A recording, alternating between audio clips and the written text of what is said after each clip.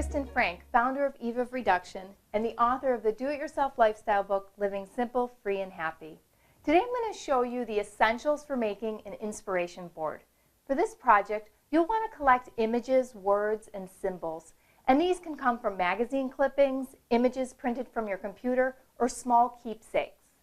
Next, you'll need a board to assemble your inspiration for display.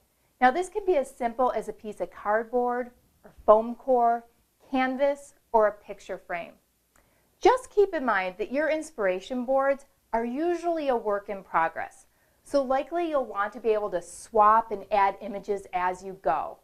So decide if you want to be using a glue stick, which is going to give you a nice, clean, permanent attachment for your images, or maybe something more temporary like push pins that allow for easy editing. Now there are three main approaches that you can take when planning out your inspiration board. You may want to decide to dedicate your board to goals. These are typically subjects like personal development and financial development, health-related goals.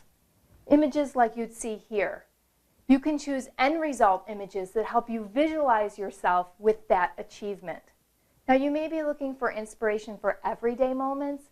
These are things that are like short-term, in-the-moment lifestyle tweaks. For this type of board, you can select images that reflect situations and experiences that you desire in everyday life. Last, you may just want a board that makes you feel at home. This will speak to your personality. This kind of a board would be a collection of images that you're naturally attracted to, like your favorite colors, style, products, anything that you would look at and just say, that is so me.